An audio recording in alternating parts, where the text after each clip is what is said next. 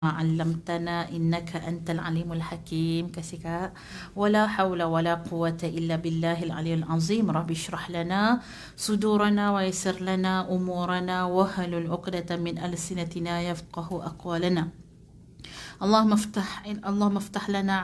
افتح علينا حكمتك وانشر علينا من خزائن رحمتك يا أرحم الراحمين يا أرحم الراحمين آمين يا رب العالمين آمين. الحمد لله. أحييكم بتحية الإسلام. السلام عليكم ورحمة الله وبركاته. Alhamdulillah. Yang pertama saya mengucapkan salam al-hijrah kepada ibu-ibu yang saya kasihi kerana Allah Ta'ala. Kita berada dalam tahun yang walaupun ada dia punya dugaan-dugaan pada tahun ini, tahun 2020, tetapi ada juga hikmah yang sangat banyak lah. Dan seperti yang telah saya tak tahulah, tak pernah seronok sangat macam mana tahun ni punya seronok tokoh Ma'al Hijrah tersebut diberikan kepada dua orang yang sangat-sangat saya rasa memang memberi sangat-sangat kegembiraan pada hati saya kan. Yang Malaysia punya diberikan kepada Tan Sri Dr. Nur Hisham kan. Kita rasa memang selayaknya lah. Yang sebelum-sebelum ni pun ada sumbangan tahun-tahun sebelum ni, tapi macam tak berapa sangat lah. Maksudnya tidaklah terlalu kita nampak sumbangan tu kepada ummah. Tapi yang tahun ni kita rasa macam memang the right people. Bila tokoh Ma'al Hijrah itu diberikan kepada orang yang memang kita kata subhanallah, siang dan malamnya memikirkan tentang umat lah. Kerana kesihatan ini salah satu daripada kehidupan yang sangat, unsur yang sangat penting dalam kehidupan manusia. Siapa yang menghidupkan satu nyawa kan, dalam sabda Nabi dalam Al-Quran, man ahyaha fa innama ahyan nasa jami'an. Siapa yang menghidupkan satu nyawa seolah-olah dia menghidupkan seluruh manusia. Penting. Dan kalau cerita pasal kesihatan, dia bukannya berkaitan dengan apa orang kata keduniaan semata-mata. Kita letak tu okey ni apa orang kata medik ni berdunia, tak.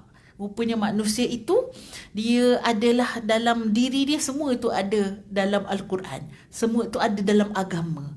Yang menjaga nyawa juga termasuk dalam maqasid syariah kan. Iaitu apa? Tujuan daripada agama ialah menjaga diri. Menjaga agama nombor 2. Menjaga akal nombor 3. Menjaga harta nombor 4. Menjaga maruah nombor 5. Maksudnya jaga diri supaya diri tak kena penyakit adalah arahan daripada Allah. Dan menjaga nyawa orang supaya orang boleh hidup daripada orang celaka disebabkan kesakitan ialah suatu amalan yang sangat-sangat mulia. So kita jadi berubah kita punya pandangan kita kerana COVID-19. Betul tak ibu-ibu? Punya orang macam ni memberi sumbangan yang benar-benar yang ada yang disebutkan dalam agama. Yang kedua, saya seronok sebab diberikan kepada syekh saya sendirilah, Syekh Dr. Ahmad Tayyib, iaitu Syekhul Azhar. Subhanallah, suatu kita kata tahun lepas bagi pada Syekh Abdullah yang international punya, Abdullah bin Bih. Itu pun seronok sangat dah lah. Antara ulama' yang memang sangat wasati. Wasati ni maksudnya ibu-ibu, ulama' ni kadang-kadang dia ada berbeza juga. Ada yang terlalu radikal, ada yang terlalu ringan pula. Tapi wasati yang pertengahan. Inilah antara tokoh-tokoh yang diberikan oleh JAKIM. Tak tahulah siapa yang mencadangkan, tapi saya yakin dia percaya orang yang panel penilai itu memang orang alim lah ibu-ibu. Dia boleh bahagi kepada seorang yang memang kita kata memang sesuai dan selayaknya. Jadi saya mengucapkan selamat menyambut tahun baru. Antara yang boleh kita lakukan pada awal tahun ini, kita dah buat pasal sebelum sambut awal tahun baru, baca doa. Dan antara yang kita boleh lakukan juga memasukkan kegembiraan dalam hati-hati ahli keluarga kita.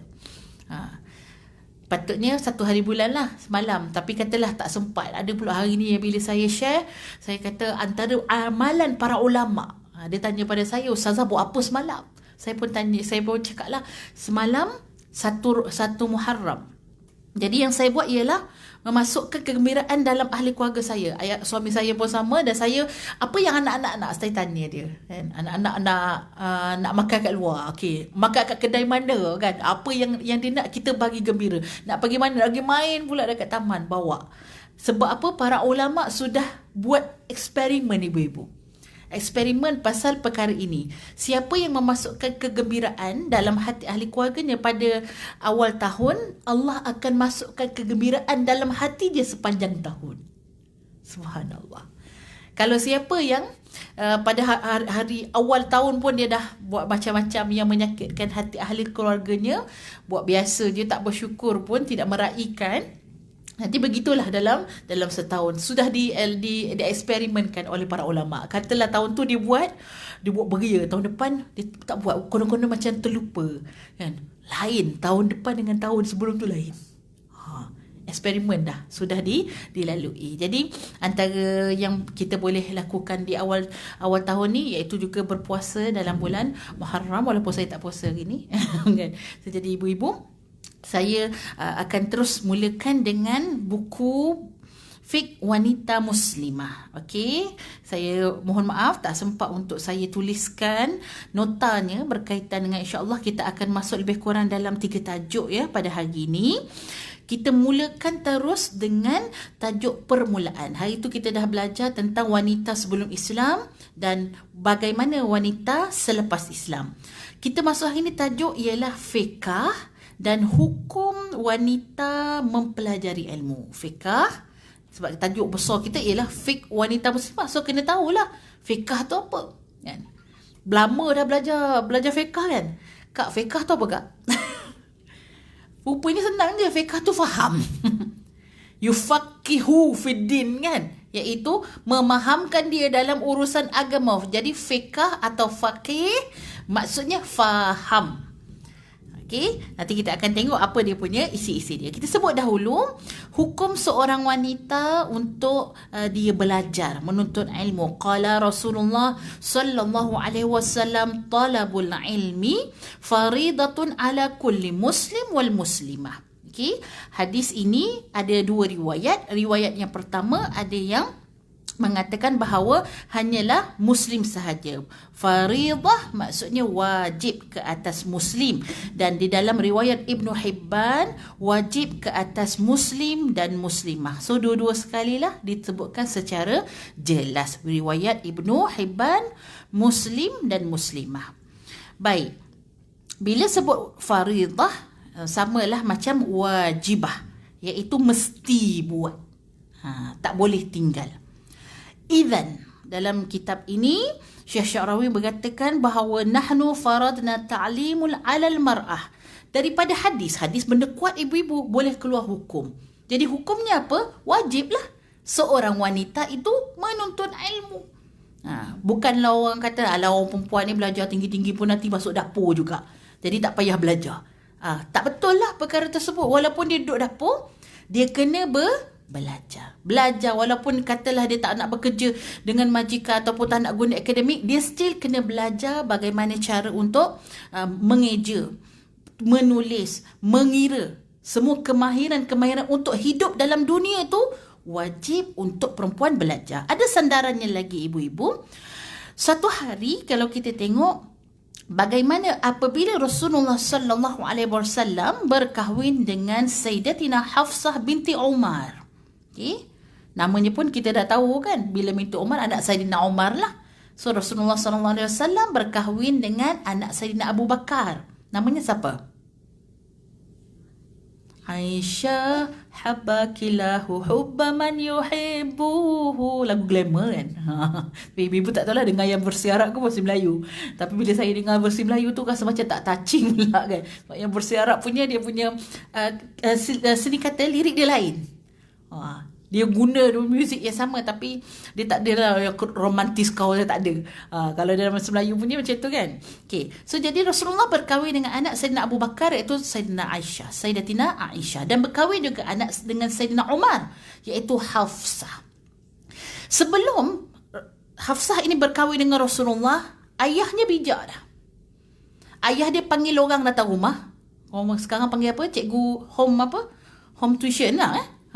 panggil seorang perempuan daripada Bani Uday datang rumah untuk ajarkan Hafsah belajar membaca dan menulis, ibu-ibu. Apabila Hafsah kahwin dengan Rasulullah, kan, dah duduk dekat rumah Nabi, dan kalau kita tengok Nabi dah hebat dah. Nabi kata apa? Sambung pengajian tadi. Jadi perempuan daripada Bani Uday tadi datang pula ke rumah Rasulullah masa Hafsah anak da'a, kan? Datang kat rumah Sayyidina Umar, dah kahwin, datang pula rumah Rasulullah. Untuk apa? Sambung belajar membaca dan menulis. Faqala Umar laqad ta'allamat. Kata Sayyidina Umar sewaktu nak bagi anak dia kepada Rasulullah, ya Rasulullah, dia ni dah pandai baca, dah pandai menulis. Maka kata Rasulullah, faqala Rasulullah sallallahu alaihi wasallam litujawwiduhu wa tuhassinuhu. Kan? Ajak lagi, suruh lagi dia belajar supaya dia boleh membaca dengan tajwid. Maksudnya mengikut kepada hak-hak huruf, ibu-ibu. Kan? Bukan baca main harung saja. Suruh dia belajar lagi. Maksudnya apa? Untuk memperbaiki wa tuhassinuhu. Kan? Cara dia membaca, cara dia menulis, suruh lagi. Fatata'allamal mar'ah. Maka dia kata, wajiblah seorang wanita itu belajar, begitu juga dengan ilmu untuk hidup. Ilmu kemahiran hidup. Kalau kita nak hidup, kita perlu apa? Kita perlu membasuh, kita perlu memasak, kita perlu mengemas, kita perlu apa lagi yang lebih besar daripada itu. Kalau kita nak hidup, kita perlu kepada ilmu untuk mencari kehidupan. Cuma macam orang-orang lelaki, dia perlu kemahiran. Contoh kalau orang zaman dahulu perlu panjat pokok, itu kemahiran yang wajib. Perlu pandai pancing ikan, perlu tahu nak panjat gunung. Dan begitu juga wanita. So, tengok kepada zaman, apakah ilmu yang wajib untuk manusia hidup. Kita dengar azan dulu, ya.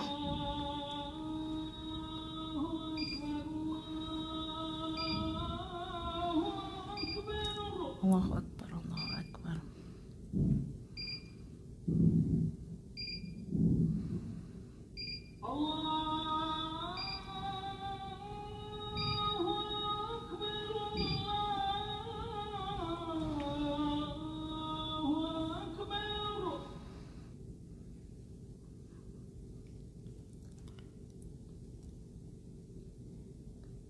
أشهد أن لا إله إلا الله.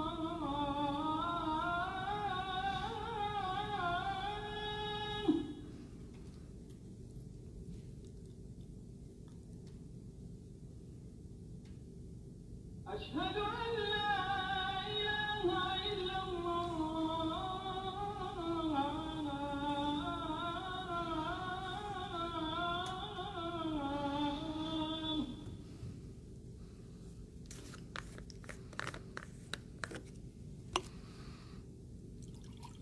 أشهد أن محمد رسول الله.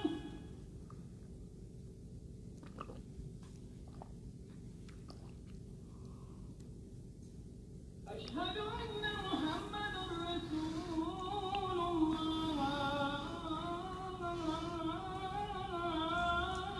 الله.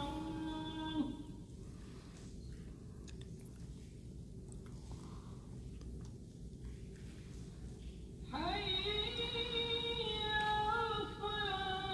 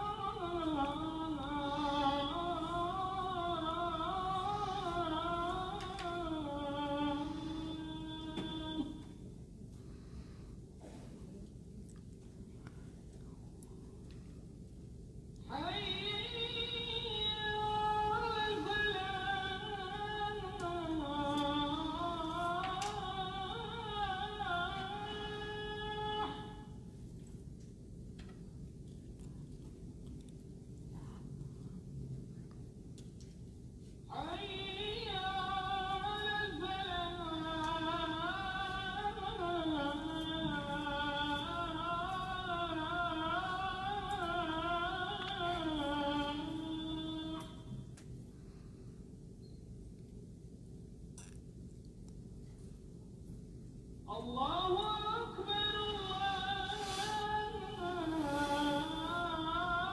الله أكبر لا إله إلا الله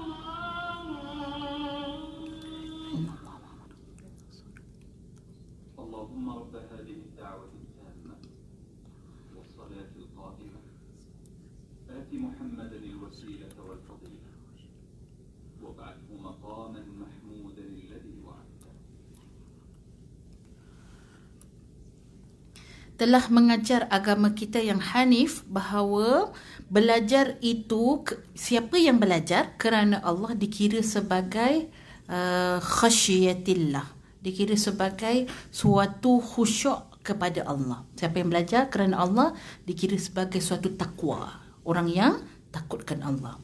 Siapa yang menuntut ilmu dikira sebagai ibadah. So yang ibu-ibu datang hari ni ibadah lah. Menuntut ilmu ibadah. Siapa yang mengulang-ulang pembelajaran itu, balik nanti buka balik kan, FB Live yang buka yang ada, buka balik apa nota-nota yang ada catat tadi, itu dikira sebagai tasbih. Walaupun kita tak pegang tasbih kan, subhanallah, alhamdulillah. Murajaah ataupun revision pada ilmu adalah tasbih.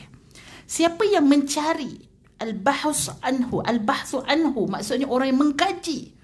Dia bukan sekadar murajaah saja, dia kaji pula. Okey, ustaz ni kata begini, ustaz ni sebutkan ni kat buku ni, dia buka pula buku tu, dia baca pula. Bila dia baca, dia akan menyelam dekat dalam buku tu. Oh, rupanya ada lagi maklumat lain ya berkaitan dengan buku tersebut. Bukan satu je, dia kaji lagi pula. Buku lain kata apa, buku ni kata apa. Ni orang yang mengkaji dikira sebagai apa? Jihad. Subhanallah. Jihad ni dengan mata pen lah ibu-ibu. Bukan jihadnya dengan mata pedang. Wa ta'limuhu liman la ya'lamu sadaqah. Dan mengajarkan ilmu kepada orang yang tak tahu, sedekah. Senang nak buat sedekah, tak payah pakai duit, pakai ilmu. Wa badluhu li ahlihi qurbatun.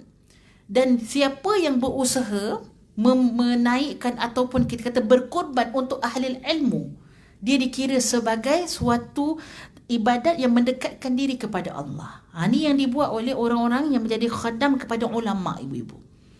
Khadam ulama daripada dulu sampai sekarang ni masih ada. Dia tak dibayar gaji. Dia bukan macam staff. Kalau macam ustaz-ustaz kita yang ada madrasah, sebenarnya dia orang ada gaji, itu staff, ibu-ibu. Ini dia bukan gaji, tapi dia buat apa? Memang dia jadi khadam para ulama. Sebab dia adalah satu ketaatan kepada Allah. Dan ada banyak bukti nak tahu orang tu, kalau kita tengok dia orang biasa-biasa tapi cucu cicit dia jadi ulama. Rupanya dahulu atuk nenek dia pernah jadi khadam ulama. Tu Allah bagi kepada orang yang berkhidmat dengan ulama suatu ibadah yang mendekatkan diri kepada Allah. Dan ilmu, dia adalah teman kita sewaktu kita seorang. Dan dia adalah sahabat kita juga sewaktu kita berada bersendirian. Ilmu adalah dalil dalam agama. Dan ilmu ialah menara di dalam akal kita. Maksudnya tunjang, ibu-ibu.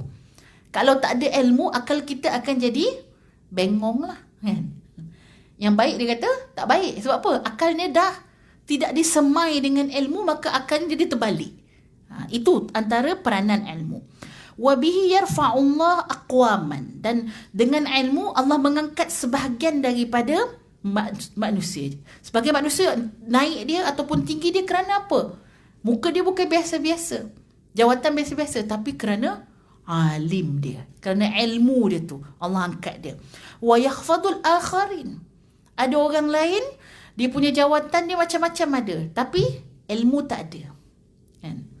Terutama ilmu tentang agama, ilmu tentang akhlak tak ada. Maka kita nampak dia apa? Serendah-rendah manusia. Wa bil ilmi ya'budullah. Dan dengan ilmu kita boleh beribadah kepada Allah. Dengan ilmu kita boleh menjadi orang yang taat. Dengan ilmu kita menjadi orang yang boleh mengesakan Allah. Dengan ilmu kita boleh menjadi orang yang memuji Allah. Wa bihi yatawarra'u. Dan dengan ilmu lah kita boleh jadi wara', ibu-ibu. Ada orang dia jadi wara' acah-acah aja, wara' acah-acah. Depan orang bukan main. Ni semua haram ni kan. TV haram, apa lagi haram, mesin basuh haram kan. Dia kata semua tak ada zaman Nabi kan. Tapi pandai pula nak pergi ke beli barang naik kereta juga. Zaman Nabi pun tak ada kereta tapi dia naik kereta. Ini warak-warak acah-acah ibu-ibu. So kalau nak jadi warak mesti dengan jambatannya ilmu. Kalau tak ada ilmu nak jadi warak, dia akan jadi warak membabi buta lah. Acah-acah warak je. Watatawasal arham, dengan ilmu lah kita akan memperbaiki silaturahim kita dengan saudara-saudara kita. Dengan ilmu kita tahulah mana satu halal, mana satu haram. Dengan ilmu biqadri ma'rifatil mar'i ahkamu dinihi, dan dengan ilmu lah dia boleh tahu seseorang itu diukur tentang keadaan agama dia. Wa tafaqahu fiha yarta'fu qadruhu inda rabbil alamin, dan apabila dia memahami ilmu itulah menyebabkan dia menjadi tinggi di hadapan Allah Subhanahu wa taala. Sama dengan seperti mana dalam ayat 11 surah Al-Mujadalah, yarfa'illahu alladhina amanu minkum walladhina utul ilma darajat, dan Allah mengangkat orang-orang yang beriman. Mesti kena ada iman lah dahulu daripada kamu dan yang diberi ilmu beberapa darajat. Sama ada darajat itu di dunia kita boleh nampak dan juga di akhirat. Okey, baik, itu yang pertama. Saya bacakan sedikit lagi berkaitan dengan walaysa bil ajibil ba'da qawlihi, dan daripada cerita ini tidak menjadi suatu benda yang pelik apabila kita dengar Nabi SAW sebut apa, may yuridillahu bihi khairan yufaqihu fiddin. Siapa yang Allah nakkan kebaikan untuk dia, maka Allah bagi dia kefahaman dalam agama. Rupanya kebaikan pada seseorang bukanlah dengan kekayaan dia. Itu bukan kayu ukur. Ataupun kebaikan tu dengan pangkat dia, bukan kayu ukur. Ataupun kebaikan dengan rumah dia. Wah, rumah besar kan. Ini memang terbaik lah ni, cemerlang, berjaya. Kita sebut pun berjaya dekat dunia ni. Rupanya tidak. Tapi orang yang berjaya, orang yang dapat kebaikan yang sebenarnya bila dia dapat kefahaman agama. Kerana ilmu, ataupun kita kata, ataupun kerana harta, pangkat, ataupun kekayaan, semua sekali tu kalau tak ada agama dia hancur. Kan? Dia makin jauh dengan Allah. Tapi kalau ada semua tadi dan dia ada agama, semua akan tadi menjadi khadam kepada agama. Bukan dia menjadi khadam kepada nafsu dia. So kalau tidak ada agama, dia akan hancurlah semuanya. Faqauluhu yufaqihu fiddin, dan pada perkataan tadi iaitu yang mana Allah bagi kefahaman terhadap agama, ayu yaj'aluhu ala ma'rifati bi ahkam dinihi wa ta'alimihi, iaitu apa? Dan maksud kefahaman agama ialah Allah bagi kepada seseorang itu pengetahuan tentang hukum-hukum agama, halal haram dia tahu, dan juga pengajaran agama. Ini tanda kebaikan pada seseorang itu. Okey, kita masuk seterusnya. Kita dah dapat jawapan hukum belajar agama bagi seorang wanita ialah wajib. Nah, daripada hadis-hadis yang disebutkan tadi, kelebihan-kelebihan yang disebutkan tadi, maka wajib seorang perempuan menuntut ilmu. Kita masuk kepada perkara yang kedua, iaitu fiqh. Apakah maksud fiqh? Seperti yang saya sebutkan di awal tadi, maksud fiqh ialah faham. Yufaqihu fiddin, iaitu al-fahmu, iaitu faham. Wa yakunu dhalika bitadabbur fil ayatillah, dan faham tadi datang daripada mana? Faham datang daripada tadabbur ayat Quran. Biasa tak ibu-ibu dengan perkataan tadabbur? Apa maksud tadabbur? Tadi dah masuk fiqh. Masuk fiqh kita dah faham. Fiqh maksudnya faham. Boleh saya contoh-contoh sikit? Fiqh. Sebab benda ni kita selalu jumpa kan. Cuma kita nak faham lah. Bila kita sebut fiqh dari sudut bahasa, erti bahasanya ialah faham.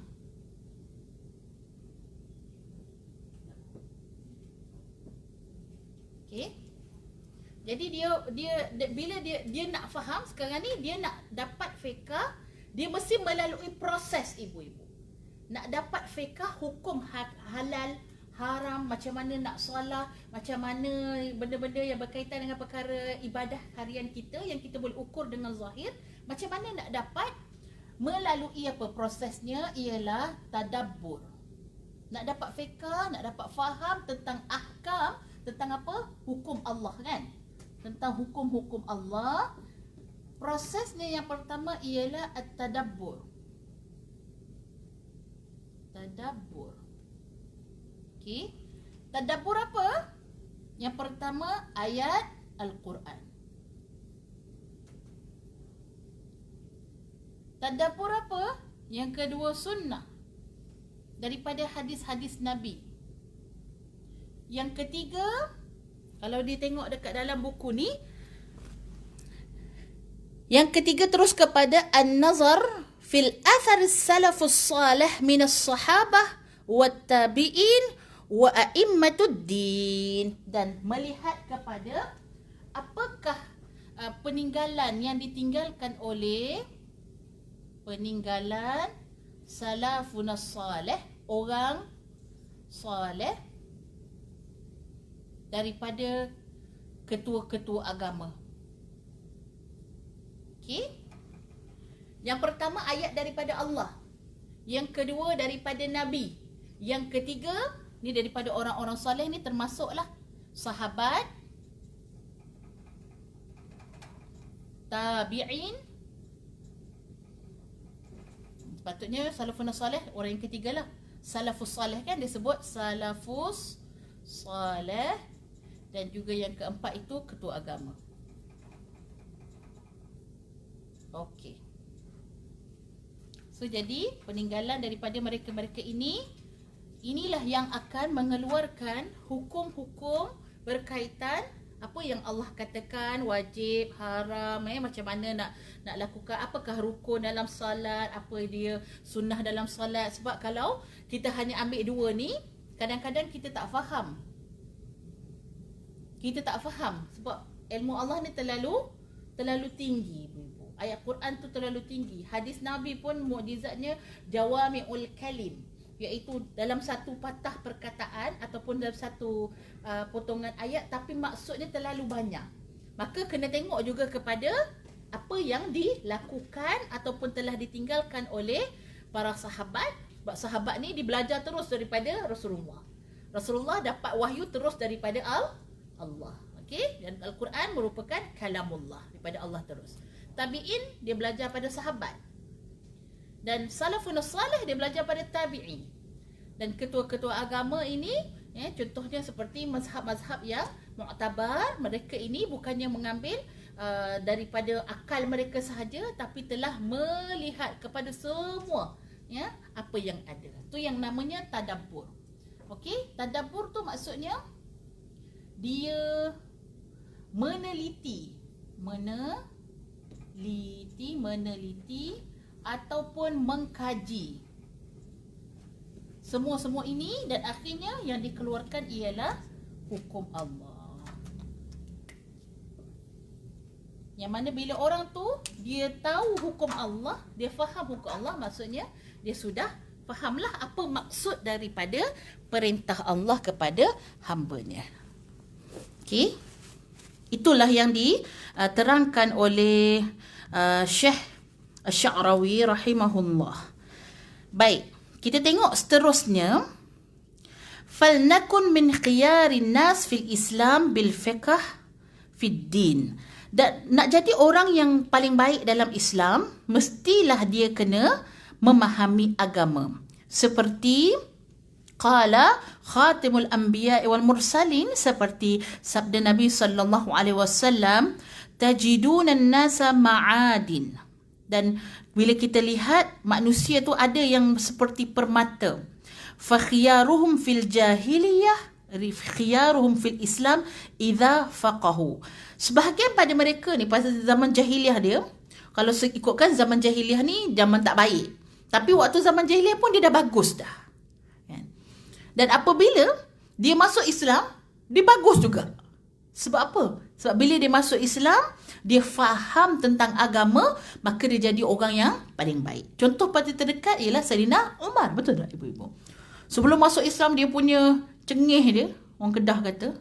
Pray for Kedah lah ya. Siap orang Kedah. Orang Kedah, orang Perlis, orang Pening. Mudah-mudahan Allah pelihara kita semua ibu-ibu. Okey. Saidina Umar sebelum dia masuk Islam memang paling berani untuk menentang Islam. Tapi apabila dia masuk Islam, idza faqihu, apabila dia faham agama, dia jadi orang yang paling kuat memperjuangkan Islam.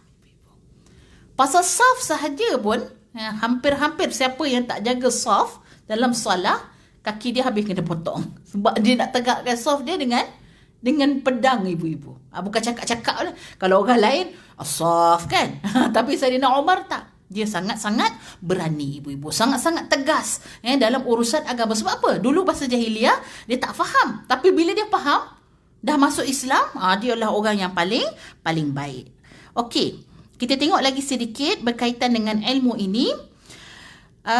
Ibnu Abbas radhiyallahu anhuma tadarasul ilmu sa'atan minal lail khair min ihya'iha, yakni as-salah.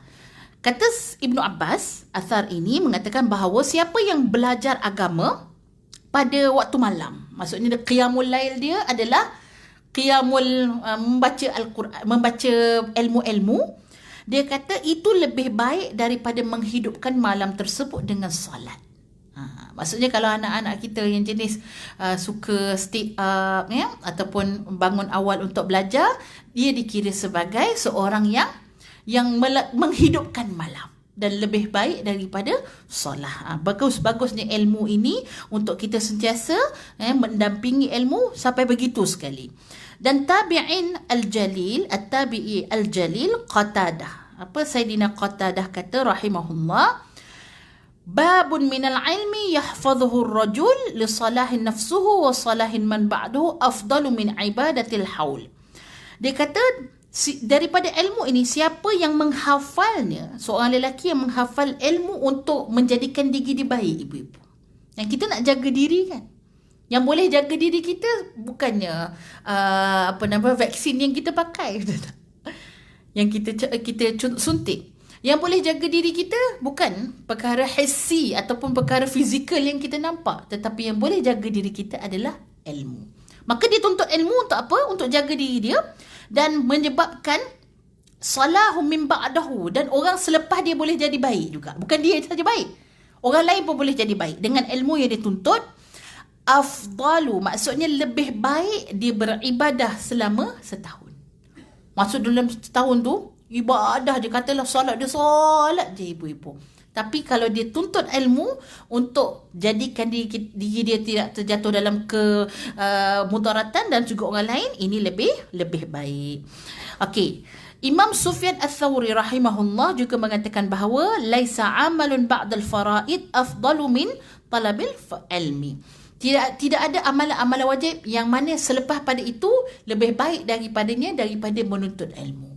Maksudnya kalau dah solat wajib, yang kedua, apa yang paling dituntut ialah menuntut ilmu. Wa ma a'lamul yawmu syai'an afdalu min talabil ilmi liman arada bihi wajhillah. Dan orang yang menjadikan satu harinya menuntut ilmu itu lebih baik daripada afdal, maksudnya lebih baik.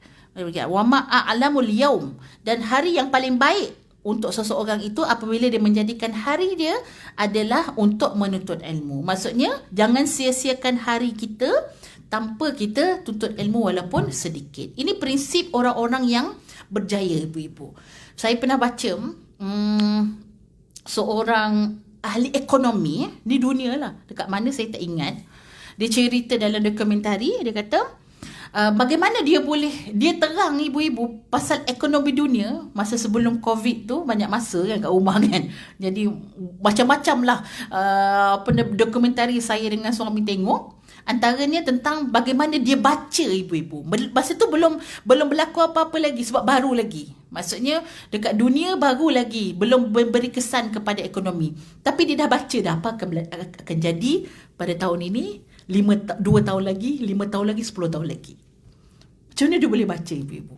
Jadi moderator tu, program tu, dia tanya pada doktor tu, profesor tu, macam mana doktor boleh ada ilmu yang sehebat ini?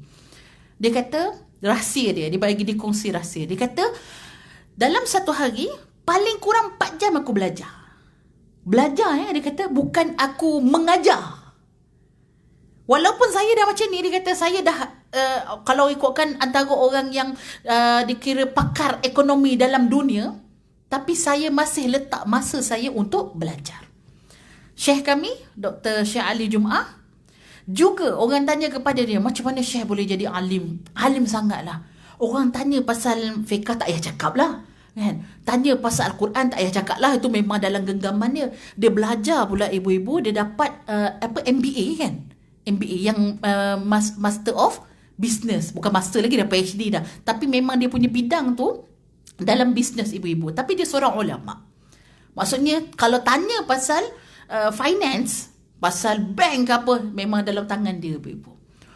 Okey, bila orang tanya pula pasal sejarah ibu-ibu, sejarah kenapa, ibu-ibu pernah terfikir tak baca Al-Quran kan? Macam mana malaikat boleh tahu manusia kan yang diciptakan nanti akan merosakkan muka bumi dan menumpahkan darah? Pernah terfikir tak kan?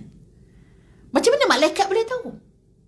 Jadi kalau kita, macam mana, sedangkan masa tu adalah manusia pertama, Nabi Adam AS. Syekh Dr. Ali Jum'ah memberi jawapan. Dia kata sebelum daripada manusia, ada dah makhluk yang Allah ciptakan yang perangainya lebih kurang macam manusia. Adalah nama dia Ban, kalau tak silap saya. Saya pun tak berapa, memang tak pernah dengar pun, first time dengar daripada Syekh. Sebab itu malaikat tahu. Malaikat kata, ya Allah, kau nak ciptakan satu makhluk manusia yang akan melakukan kerosakan dan akan membuat pentumpahan darah. Rupanya malaikat tahu bukan sebab malaikat tahu yang gaib, tapi malaikat sudah ada dia punya sejarah sebelum tu. Kita yang bab-bab yang selepas Nabi Adam ada pun tak clear lagi ibu-ibu. Tapi Syekh tahu pasal sebelum kejadian Nabi Adam alaihissalam. Jadi orang tanyalah, macam mana Syekh boleh jadi orang alim? Dia kata, saya tak pernah tinggal untuk belajar. Tak pernah tinggal untuk belajar. So siapa yang stop to being a learner, walaupun dekat mana pun kita punya tempat, kita punya keadaan, tak kisahlah ilmu dunia ke ilmu agama, siapa yang berhenti untuk belajar, dia sudah berhenti untuk menjadi manusia. Dia berhenti untuk menjadi orang. Sebab apa? Dia dah rasa dia tak tambah ilmu. Sebab apa? Dia rasa dia dah hebat dah kan. Dia dah full stop ibu-ibu. Dia sudah meletakkan diri dia sampai sini saja. Tapi orang yang berjaya ialah orang yang sentiasa belajar. Okey? Baik. Waqala Hasan bin Salah, dan Hasan bin Salah kata, innan nas yahtajuna ila hadzal ilmu fi dinihim kama yahtaju ila at-ta'am wa syarab fi dunyahum. Allahu akbar. Manusia ni dia perlukan ilmu macam mana badan manusia perlukan kepada makanan dan minum. Subhanallah. Kalau kita rasa tak makan 3 hari, jalan pun apa? Mengangkak dah kan. Macam itulah kita kalau tak tuntut majlis ilmu ibu-ibu 3 hari. Tak dengar tazkirah 3 hari. Kita punya rohani itu tak larat ibu-ibu. Sebab tu nak ibadah berat. Sebab apa? Sebab dia tak ada makanan. Tapi kalau dia dapat ilmu, disuntik dengan semangat-semangat daripada Al-Quran untuk beribadah, mendekatkan diri pada Allah, macam mana dia punya rohani dia segar, betul tak? Rohani dia fresh. Itu adalah keperluan jasad yang kita tak nampak, tetapi dia perlu sebab mana badan kita perlu kepada makan dan minum. Okey, kita pergi seterusnya, qiraatul Quran Al-Karim lil haid. Okey, pembacaan Al-Quran untuk orang yang haid. So kita baca hari ni 2 bab dah. Yang pertama tadi hukum berkaitan dengan perempuan belajar. Lepas tu apakah maksud fiqh? Yang kedua, membaca Al-Quran sewaktu perempuan haid. Imrarul ayatil Quran ala dhihnil mar'atil haid mubah. Menjalankan Al-Quran, ayat-ayat Al-Quran dalam akal. Contohnya, orang yang kalau dah hafal Quran ataupun kita dengar orang baca Qul huwallahu ahad, kadang-kadang ikut tak? Ikut kan? So yang itu mubah, harus. Tak ada masalah. Jangan sampai, saya tak nak jalankan sebab apa saya haid, tak boleh baca Quran. Itu bukan baca, itu mengulang dekat dalam akal, tak ada masalah. Amma qira'ataha lil Quran bi ayyi surah famamnu. Malah ataupun dia kata sebaliknya, membaca Al-Quran dengan pelbagai cara selain daripada tadi, iaitu menjalankan dekat minda kita sahaja, maka dilarang, tidak boleh. Wadzalika liijadil qadasatul lil Quran. Kerana pada Al-Quran itu ada apa? Kesucian, ibu-ibu. Al-Quran yang paling tinggi ialah apa? Kemuliaan Al-Quran tadi. Fala yajuz an yaqbala al-insan 'ala al-Quran illa wa huwa mutahhir. Maka tidak harus untuk seseorang itu dia membaca Al-Quran kecuali dalam keadaan suci. La yamassuhu illal mutahharun, iaitu orang yang memegang Al-Quran mesti orang suci, termasuklah membaca. Walaupun yang baca bibir, yang keluar haid di bawah, betul tak? Macam tak ada kaitan pula kan. Tetapi keadaan kita pada masa itu ialah hadas besar. Kalau kita kentut, hadas kecil sahaja. Tapi kalau haid, ni kita khusus kepada masalah perempuan iaitu haid, maka tidak dibolehkan untuk membaca Al-Quran. Walaqad a'afallahu al-haidi minas salah was-saum. Sebab itulah Allah tak suruh kita laksanakan salat dengan puasa waktu haid. Sebab dalam salat itu bukankah ayat Quran. Sebab tu diberikan pelepasan kepada perempuan. Bagaimana? Persoalan dia kata bagaimana seseorang perempuan itu nak bersolat dan nak puasa tetapi dia tidak boleh melaksanakan apa yang dilarang tadi, yang disuruh. Okey? Maka sebab itu solat itu tidak disuruh. Innal imtithal wal awamir fi dhalika ibadah. Okey, yang ini kena ingat betul-betul. Bahawa kita melaksanakan ataupun meninggalkan solat ataupun meninggalkan puasa sewaktu kita haid ialah ibadah. Kan ibadah ada dua, ibu-ibu. Ibadah satu, ibadah muktasabun, ibadah yang kita lakukan. Yang kedua, ibadah ijtinabun. Saya tuliskan sikit. Ibadah ada dua jenis.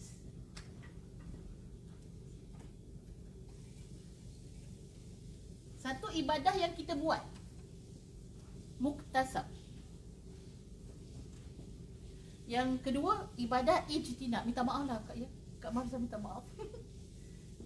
Hari ni rasa macam banyak pula nak tulis. Muktasabun, ibadah yang kita buat. Apa contohnya ibu-ibu ibadah yang kita buat? Solat kan? Solat kita buat. Kalau kita tak laksanakan solat, nama dia tak solat lah. Okey, baca Quran, kena buat lah. Okay. Ada ibadah yang namanya ijtinab, kita jauhi. So bila kita jauhi ni pun dikira sebagai ibadah. Contohnya apa? Minum arak. Kalau orang bagi kita arak, kita tak nak minum, kita dapat pahala tak? Dapat pahala. Orang lelaki mesej kita, saya buat iklan dekat Facebook. Buat iklan-iklan kat Facebook yang masuknya memang orang lelaki yang memang nak cari apa orang kata? Pemuas nafsu, saya rasa. Kita tengok muka pun Allah macam apa tak semenggah je kan. Memang dia rupanya tu. Katalah kalau dapat tu anak-anak dara yang memang gersang ibu. Dia layan. Lepas tu suruh jumpa. Jomlah kita jumpa kat hotel. Akhirnya buat zina. Tapi kalau dia ada lelaki yang ajak dia dan kemudian dia sabar, maka masa ni dia dapat pahala. Dan itu dikira juga ibadah. Menjauhi apa yang dilarang oleh Allah juga ibadah, dan apa yang Allah suruh kita buat juga ibadah. So, sewaktu kita haid, kita disuruh untuk tidak solat. Waktu haid. Jadi dengan tak solatnya kita, sebenarnya kita sedang melakukan ibadah kepada Allah. Seorang yang puasa tapi kerana haid dia tak puasa, maka dia dapat pahala puasa. Walaupun orang lain puasa baru dapat pahala, dia tak puasa dapat pahala. Subhanallah. Ini kelebihan ataupun ibadah. Yang penting buat apa? Kerana Allah. Tapi kalau buat kerana manusia, tak kena lah. Ibadah buat mesti kerana Allah. Okey? So kita tengok Semua perbuatan tersebut, dia tinggalkan membaca Al-Quran sewaktu dia haid, dia dikira sebagai ibadah. Fakama anna qiraatul Quran fit tuhur ibadah. Macam tu juga walau waktu dia suci, dia baca Quran, baca tu setiap satu pahala, setiap satu huruf dia dapat 10 pahala, itu ibadah. Dan begitulah sewaktu dia haid. Fakadzalika adamu qiraatahu indal haid ibadah. Dan waktu dia haid, dia tidak membaca Al-Quran, maka dikira sebagai ibadah. Dia baca Quran, dia dikira sebagai maksiat. Terbalik pula kan. Kak, kenapa pula kak dikira maksiat baca Quran? Ni lah. Sebab Allah suruh jangan baca Quran. Tapi dia baca Quran. Maka dikira sebagai berlawanan, bersalahan dengan perintah Allah. وتجد أيضا أن الإنسان حر في أن يصوم في أي يوم في السنة ولكن فطره في يوم العيد واجب. Okay? Baik, kita tengok. Ada manusia yang mana dia suka berpuasa. Setiap tahun tu, setiap hari dalam setahun tu, dia suka puasa. Sehingga dia meninggalkan puasa pada hari raya. 1 Syawal, 10 Zulhijjah. Hari Tashrik 11, 12, 13 Zulhijjah. Yang tu dia tinggal puasa. Yang mana dia tak puasa tadi tu, dia still juga dapat ibadah. Kerana dia meninggalkan puasa kerana ibadah, kerana Allah.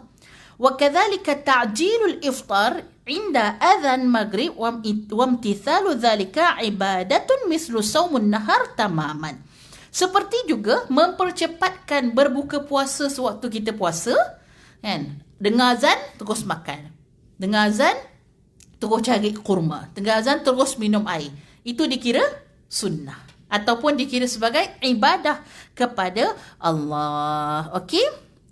Haid la taqra'ul Quranul Karim. Ini kata Sayyidina Umar bin Al-Khattab radhiyallahu anhu, seorang perempuan yang haid, la taqra'ul al-haid al-Quran. Akhrajahu Ibnu Abi Syaibah. Ya, ini riwayat ataupun athar. Dalam bahasa hadis ibu-ibu, dia berbeza di antara sunnah dengan athar. Kalau sunnah macam ni kan, Sunnah apa sahaja yang disandarkan kepada Nabi Muhammad sallallahu alaihi wasallam. Apa yang tidak sandar pada Nabi, disandarkan selain daripada Nabi, iaitu siapa? Sahabatlah. Yang ini dia tak panggil sunnah, yang ni sunnah. Yang ni dipanggil athar. Asar lebih umum, sunnah lebih khusus. Okay. So asar boleh jadi apa yang Nabi sebut disebut asar juga. Tetapi apa yang Nabi yang sahabat sebut, contoh macam hadis kita baca ni, Sayyidina Umar sebut la taqra'ul haidul Quran, tidak membaca Quran haid, dia tak sebut sunnah, dia sebut asar. Sebab Sayyidina Umar ni adalah sahabatlah selain daripada Nabi, iaitu sahabat. Tak salah faham. Okey? Iaitu sahabat. So, yang ni Nabi, sunnah, sahabat, athar. Dalam bahasa Arab dia macam ni. So, kalau sebut, nampak tu ibu-ibu, dia adalah khabar daripada sahabat Nabi. Okey. Baik, kita terus kepada tajuk yang ketiga. Subtopik yang ketiga, mashul mushaf fil haid. Okey, tadi baca kat mulut, iaitu dengan suara. Yang ni pegang dengan apa? Dengan tangan. Okey, memegang Al-Quran dengan tangan, yaqtarinul imtina' an ada'il ibadah min as-salah wa shaum wa qira'atul Quran wa ghairihi mimma yashtaritu li ada'ihi tuhurun fi halatil wiladah awil Ishhad. Okey. Yaqtarinu dzalika binuzulid dam. Baik. Ini adalah ibadah yang kembar, ibu-ibu. Dia punya pesanannya sama. Untuk membaca, untuk memegang dan untuk menanggung Quran. Baca, pegang dan tanggung, dia kembar.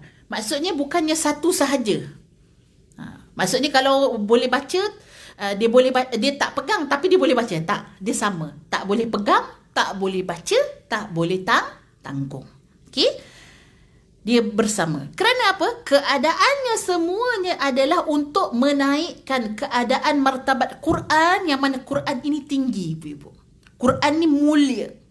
Quran ni suci. Maka yang kena pegang mesti keadaan orang yang suci juga.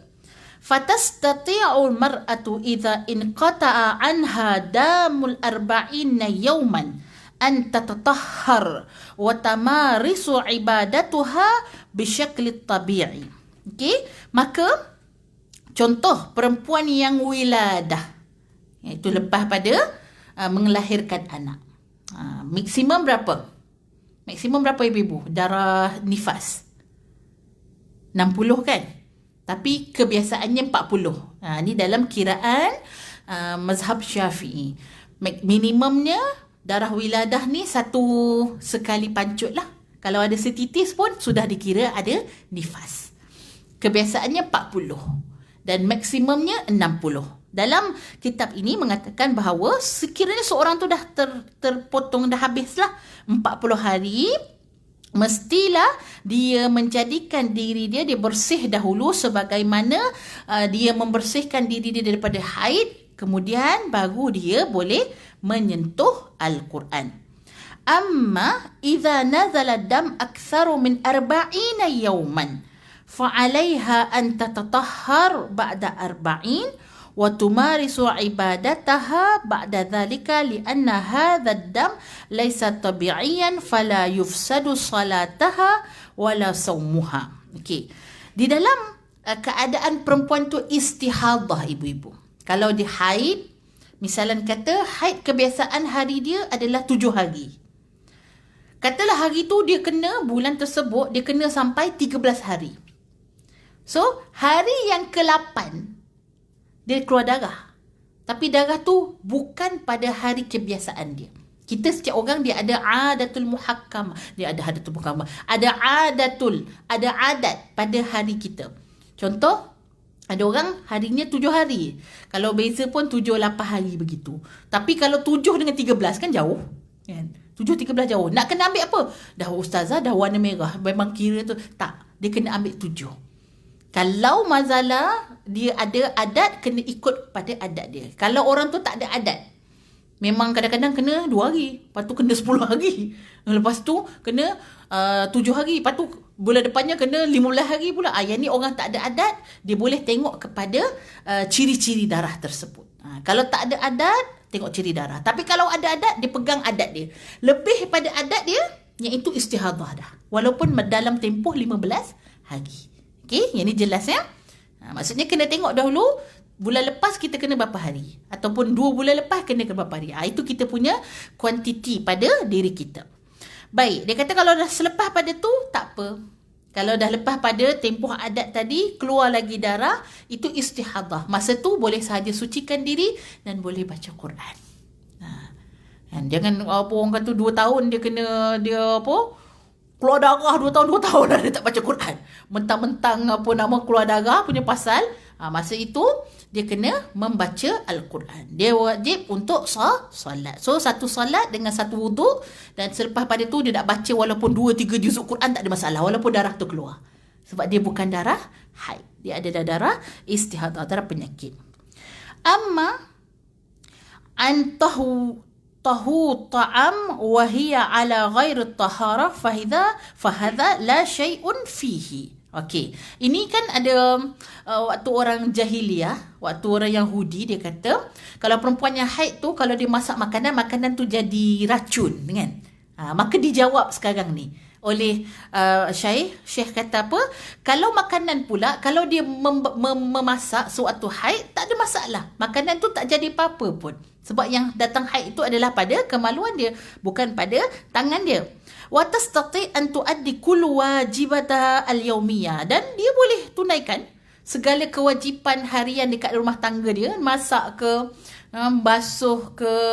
basuh ikan ke apa-apa, semua boleh, tak ada masak. Bila ayyi haraj, tanpa ada apa-apa halangan, kerana insan mukmin itu tidak pernah akan menjadi najis. Namanya manusia, dan manusia itu beriman. Manusia yang tidak beriman, dia najis, tapi bukan najis pada badan dia. Terkena tangan orang kafir, habislah tangan saya kena samak. Ada orang takut juga kan nak salam dengan orang perempuan yang bukan Muslim kan. Dia kata, ustazah, bukan kau orang bukan Muslim tu najis? Ya, dia najis pada akidah dia, bukan najis pada tangan dia. Itu bukan Muslim. Tapi orang Muslim, badan dia tidak najis dan akidah dia juga tidak najis. So jadi tak ada masalah kalau dia nak buat apa-apa sekalipun dalam keadaan dia haid. Wa amma istima' ila Quran. Okey, tadi pegang kan. Kalau dengar macam mana? Dengar ni kat telinga.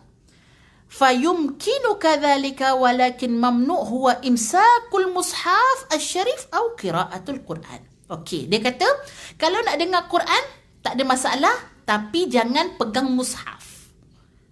Ataupun dah dengar tu terikut pula kan?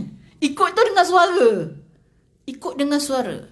Maksudnya ada pandangan lah ibu-ibu, kalau orang tu ada pandangan daripada para ulama, kalau orang tu belajar, dia boleh juga baca tapi kena tukar niat lah. Niat bukan niat ta'abbud. Iaitu baca Quran bukan kerana ibadah, kerana niat nak menuntut ilmu. Tuan anak-anak kita pergi sekolah tahfiz ke, adalah pendapat-pendapat daripada para ulama yang boleh kita kata rahmah lah, ikhtilaf baina ummati rahmah. Perbezaan pendapat ulama tu tadi kadang-kadang boleh kita guna sewaktu kita dalam keadaan tertentu. Ataupun dia baca boleh juga kalau dia niatkan untuk zikir, tahsin, iaitu apa? Pendinding diri. Yang kena tukar apa? Niat dia lah. Sewaktu dia membaca. Tapi lebih bagus ialah kita meletakkan diri kita bahawa dah aku tak suci kan. Quran ni suci. Maka dia lebih bagus untuk meletakkan kita apa, aku tak baca kerana kalau aku tak baca pun ibadah. Betul tak? Kata kalau terikut tadi, dia dengar, dia terikut, hanya terikut dalam hati. Kadang-kadang kan hati kita boleh membaca ataupun terikut dalam akal kita, tak ada masalah. Cuma jangan lafazkan. Ataupun kalau dia nak ikut, jangan keluarkan suara. Sebab membaca mesti dengan suara. Tapi kalau kumat kamit, kan dia tak ada suara kan? Itu boleh.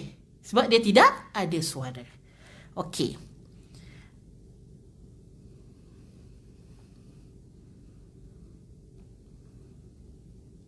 Baik, ada beberapa faedah daripada 3 bab ini, iaitu bab yang pertama tadi tentang perempuan belajar, tentang membaca Al-Quran suatu haid, dan juga memegang Al-Quran suatu haid.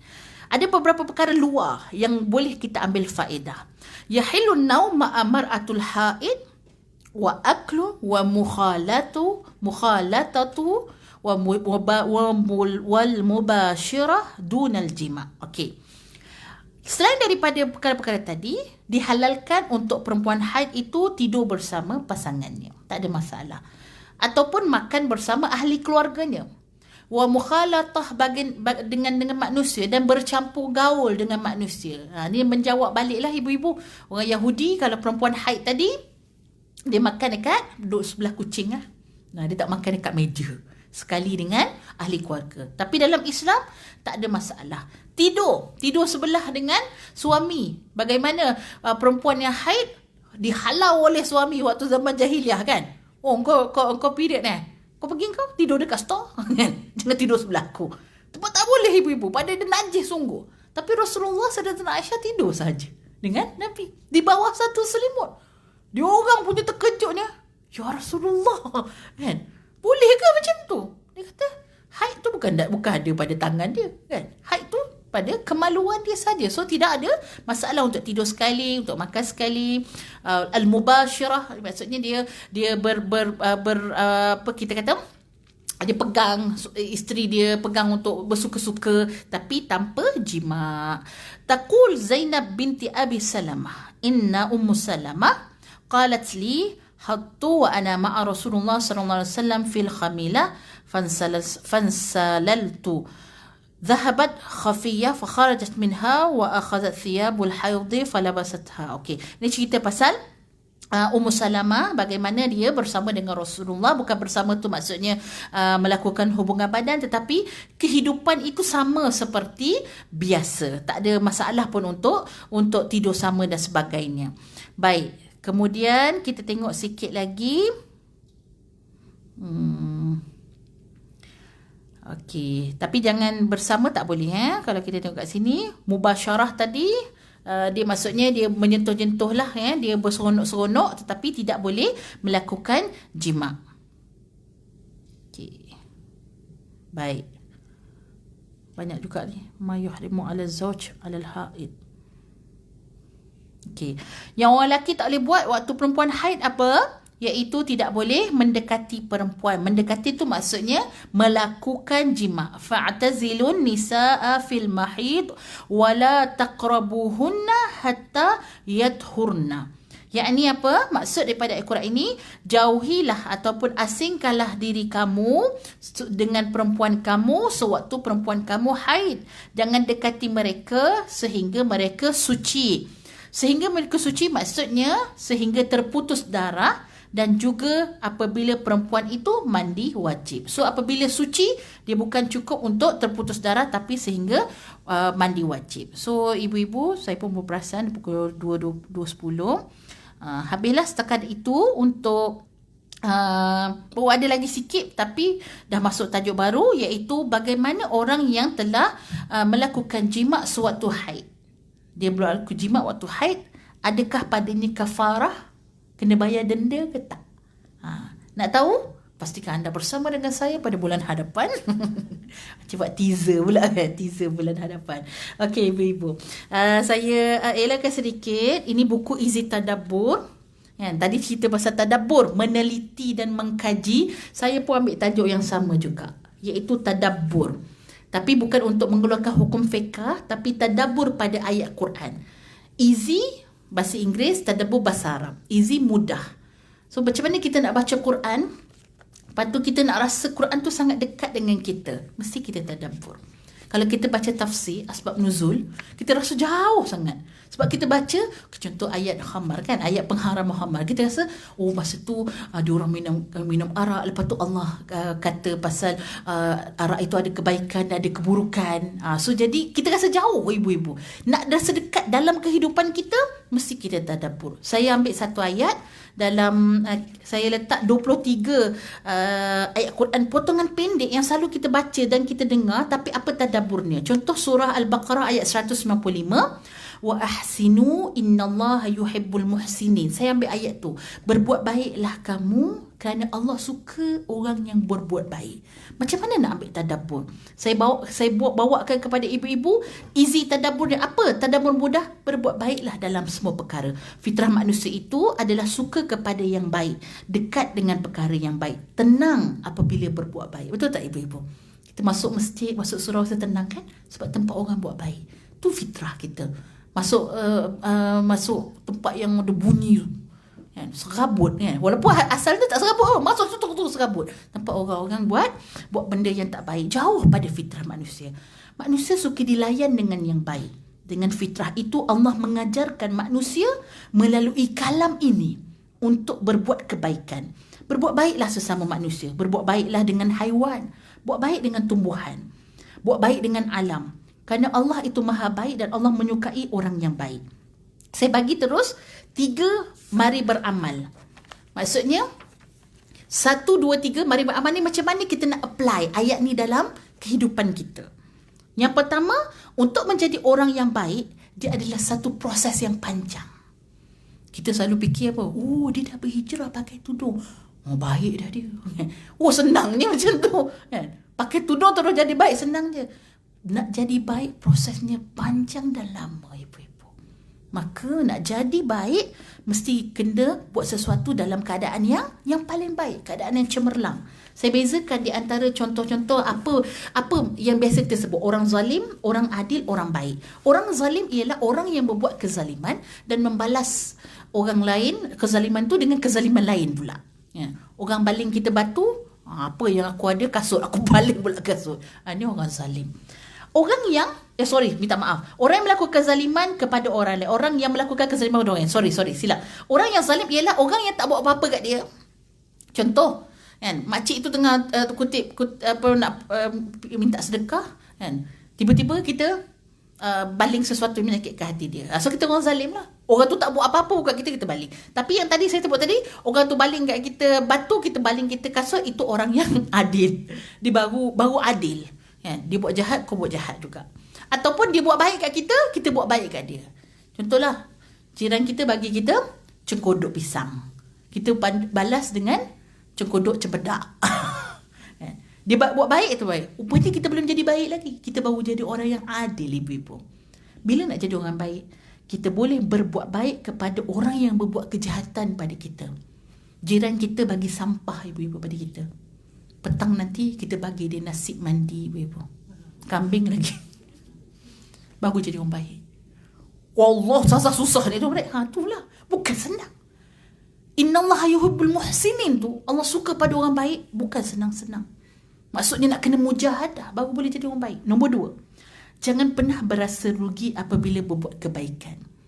Masak-masak nasi goreng Cina, suami kata yang dah kenyang dah, tadi ada jamuan dekat tempat kerja kan. Buat penat saya je masak kan.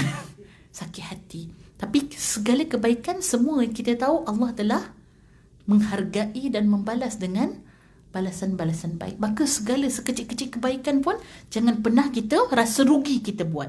Gelaran kepada orang yang berbuat baik adalah lurus bendul, budak skema poyo, benda ni tak sepatutnya. Sepatutnya cintailah orang yang berbuat kebaikan dengan memberi gelaran yang baik. Oh, dia ni hebat. Tengok macam Rasulullah digelar sebagai Al-Amin kan. Sebab orang buat baik jangan cakap dia poyo, betul tak? Kita tak kan. Oh, ni budak skema kan. Padahal dia tu baik kan, dia ikut peraturan. Kita sebut dia skema. Tu tak kenalah. Bagi gelaran yang baik. Kerana kebaikan akan membuatkan orang jatuh cinta dengan pencipta. Kebaikan menyebabkan manusia hidup dengan harmoni tanpa pemusuhan. Nombor 3, ibu-ibu, perbuatan yang baik dimulakan dengan apa? Dengan hati yang baik. Nak jadi orang yang muhsinin, orang yang baik, mesti mula dengan ada hati yang baik. So, kita akan mulakan mujahadah kita dengan hati yang baik, akan mengarahkan anggota badan kita untuk melakukan yang baik dan tidak selesa dengan kejahatan dan kerosakan. Jadi ibu-ibu, saya tak cetak buku ni lagi. Tak tahulah tahun bila saya nak cetak. Cuma saya jual e-book saja online. So kalau ibu-ibu nak, saya bagikan borang ni, boleh tulis nama dengan nombor telefon, nanti saya hantar link lah. So ibu-ibu boleh baca e-book ni, dia e-book iaitu PDF. Baca kat telefon je. Kalau tak rasa macam tak berhenti nak beli, link nanti tu hantar ke anak, suruh anak beli. Lepas tu suruh anak bagi dekat ibu-ibu. InsyaAllah mudah-mudahan boleh jadi manfaat lah. Apabila kita baca Quran tu, kita tengok, oh, rupanya dekat dengan kehidupan kita. Wallahu ta'ala alam bisawab. Minta maaf ibu, ambil masa sikit, 2.15. Aku laqawli haza wa astaghfirullahalazim li walakum. Assalamualaikum warahmatullahi wabarakatuh. Nanti ibu-ibu boleh tulis kat sini, kita soal